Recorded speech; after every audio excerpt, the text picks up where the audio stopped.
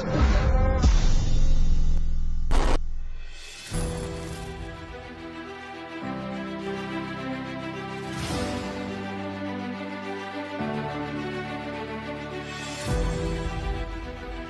Kebangkitan Bangsa melirik Partai Keadilan Sejahtera untuk diajak bergabung ke Koalisi Kebangkitan Indonesia Raya. Selain PKB, koalisi ini juga terdiri atas Partai Gerindra.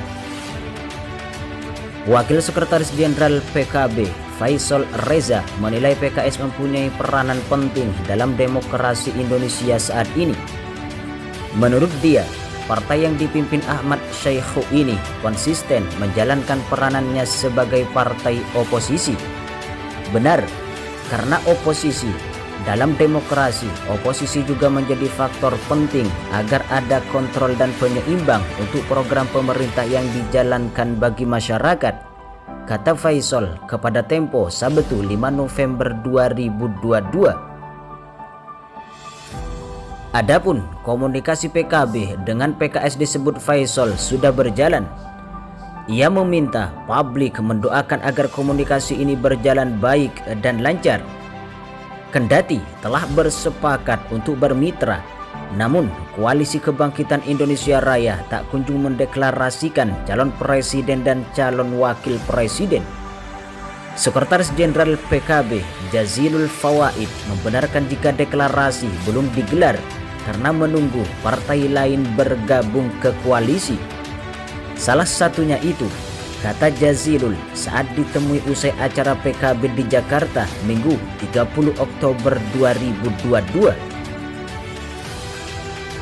Ketua DPP Harian Partai Gerindra Sufmi Dasko Ahmad menilai apa yang disampaikan PKB soal menunggu anggota baru sangat masuk akal, mengingat Koalisi Kebangkitan Indonesia Raya tidak ingin hanya terdiri dari Gerindra dan PKB.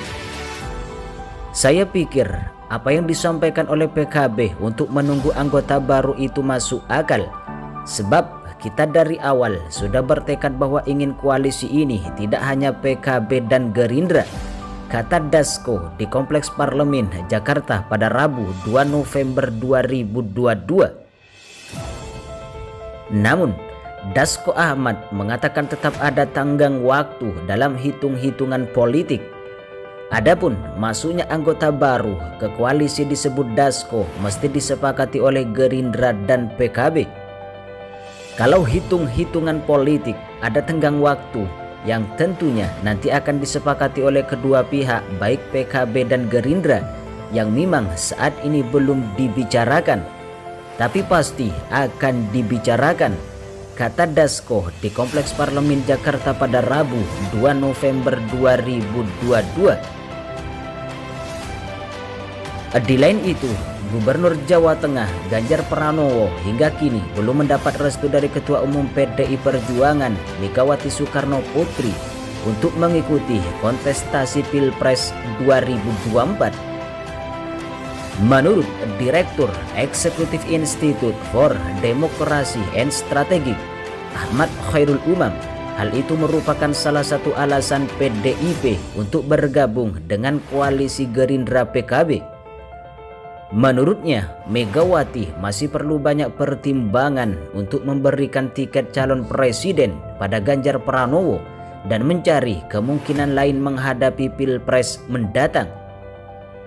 Megawati tentu berpikir ulang jika belum memegang kekuasaan, ya Ganjar sudah offside berkali-kali.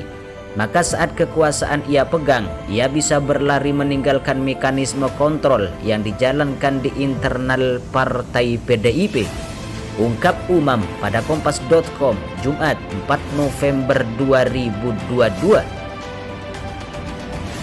Apalagi, lanjut dia, PDIP merupakan partai politik yang tak mau bergantung pada hasil survei elektabilitas figur calon presiden.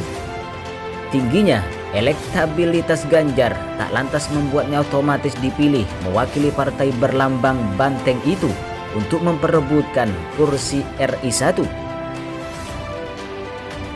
Di sisi lain, kemungkinan PDIP bekerja sama dengan koalisi Gerindra PKB juga dilatar belakangi belum tuntasnya janji Megawati pada Prabowo dalam perjanjian batu tulis pada 2009 lalu. Salah satu poin perjanjian adalah Megawati bakal mendukung Prabowo sebagai calon presiden di pemilu 2014. Namun kala itu PDIP justru mengusung Jokowi dan mendukungnya berpasangan dengan Yusuf Kalla. Umam menyampaikan sangat mungkin Pilpres 2024 menjadi momentum tepat untuk Megawati menepati janji pada Prabowo. Besar kemungkinan PDIP akan mengikuti Gerindra untuk mengunci posisi calon wakil presiden. Maka wacana tentang komposisi Prabowo Puan kembali relevan dan layak diperhitungkan, ungkap Umam pada kompas.com Jumat 4 November 2022. Adapun wacana bergabungnya dua parpol baru dalam koalisi Gerindra PKB diungkap oleh Sekretaris Jenderal Partai Gerindra Ahmad Muzani. Ia mengaku komunikasi bersama dua parpol calon mitra koalisi telah dilakukan. Namun saat ini progresnya masih dalam tahap negosiasi. Muzani pun enggan membocorkan nama dua parpol tersebut. Insya Allah sudah ada mulai pembicaraan. Warna-warna sudah mulai kelihatan. Tapi warna-warna itu gelap lagi, kadang-kadang terang lagi. Kira-kira seperti itu tutur Muzani ditemui di Kompleks Parlemen Senayan Jakarta pada Rabu 2 November 2022.